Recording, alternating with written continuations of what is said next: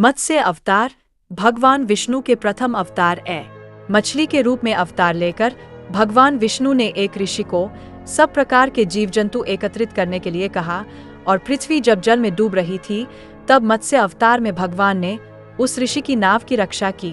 इसके पश्चात ब्रह्मा ने पुनः जीवन का निर्माण किया। एक दूसरी मान्यता के अनुसार एक राक्षस ने जब वेदों को चुराकर सागर की अथाह गहराई में छुपा दिया था, तब भगवान विष्णु ने मत्स्य रूप धारण करके वेदों को प्राप्त किया और उन्हें पुनः स्थापित किया। एक बार ब्रह्मा जी की असावधानी के कारण एक बहुत बड़े दैत्य ने वेदों को चुरा लिया। उस दैत्य का नाम हयग्रीव था। वेदों को चुरा लिए जाने के कारण ज्ञान लुप्त हो गया, चारों ओर अज्ञानता का अंधकार फैल गया और पाप तथा अधर्म का बोलबाला हो गया।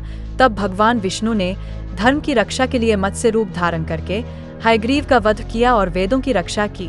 भगवान ने मत्स्य का रूप किस प्रकार धारण किया, इसकी कथा इस प्रकार है। कल्पांत के पूर्व एक पुण्यात्मा राजा तप कर रहा था। राजा का नाम सत्यव्रत था। सत्यव्रत पुण्यात्मा तो था ही, बड़े उदार हृदय का भी था। प्रभात का समय था, सूर्योदय हो चुका था। सत्यव्रत कृतमाला नदी में स्नान कर रहा था। उसने स्नान करने के पश्चात जब तर्पण के लिए अंजलि में जल लिया तो अंजलि में जल के साथ एक छोटी सी मछली भी आ गई। सत्यव्रत ने मछली को नदी के जल में छोड़ दिया।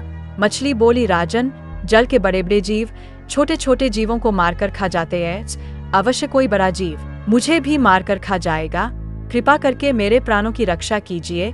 सत्यव्रत के हृदय में दया उत्पन्न हो उठी। उसने मछली को जल से भरे हुए अपने कमंडलू में डाल लिया। तभी एक आश्चर्यजनक घटना घटी। एक रात में मछली का शरीर इतना बढ़ गया कि कमंडलू उसके रहने के लिए छोटा पड़ने लगा। दूसरे दिन मछली सत्यव्रत से बोली, राजन, मेरे रहने के लिए कोई दूसरा स्थान ढूंढिए, क्योंकि मेरा शरीर बढ़ गया है। मुझे घूमने फिरने में बड़ा कष्ट होता है। सत्यव्रत ने मछली को कमंडलू से निकालकर पानी से भरे हुए मटके में रख दिया। यहाँ भी मछली का शरीर रात भर में ही मटके में इतना बढ़ गया कि मटका भी उसके रहने के लिए छोटा पड़ गया। दूसरे दिन मछली पुनः सत्यव्रत से बोली, राजन, मेरे रहने के लिए कहीं और प्रबंध कीजिए, क्योंकि मटका भी मेरे रहने के लिए छोटा पड़ रहा है। तब सत्यव्रत ने मछली को निकालकर एक सरोवर में डाल किया, किंतु सरोवर भी मछली के लिए छोटा पड़ गया। इसके बाद सत्यव्रत ने मछली को नदी में और फिर उसके बाद समुद्र में डाल दिए। आश्चर्य!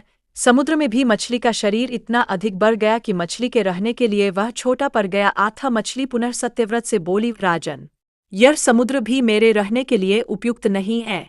मेरे रहने की व्यवस्था कहीं और कीजिए। अब सत्यव्रत विस्मित हो उठा।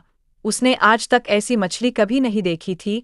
वह विस्मय भरे स्वर में बोला, मेरी बुद्धि को विस्मय के सागर में डुबो देने वाले आप कौन हैं?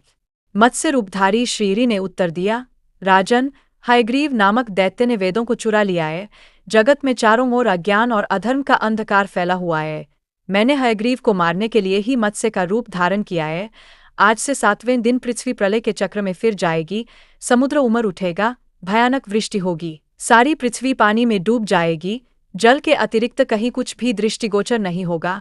आपके पास एक नाव पहुंचेगी। आप सभी अनाजों और औषधियों के बीजों को लेकर सप्तऋषियों के साथ नाव पर बैठ जाइएगा।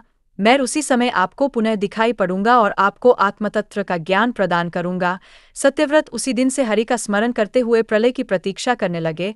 7वें दिन प्रलय का दृश्य उपस्थित हो उठा। समुद्र भी उमड़कर अपनी सीमाओं से बाहर बहने लगा। भयानक वृष्टि होने लगी। थोड़ी ही देर में सारी पृथ्वी पर जल ही जल, संपूर्ण पृथ्वी जल में समा गई।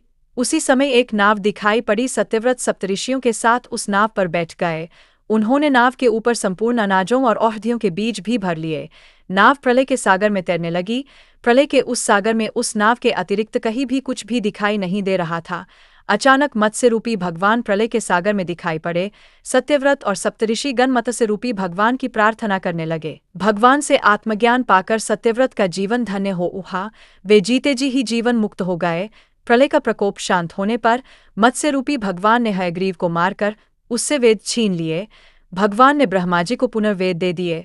इस प्रकार भगवान ने मत्स्य रूप धारण करके वेदों का उद्धार तो किया ही, साथ ही संसार के प्राणियों का भी अमित कल्याण किया। प्रिय दर्शकों, अगर आपको यह वीडियो अच्छी लगी हो तो वीडियो को लाइक और चैनल को सब्सक्राइब जरूर करें और हम आगे भी ऐसी ही वीडियो आपके लिए लाते रहेंगे। धन्यवाद।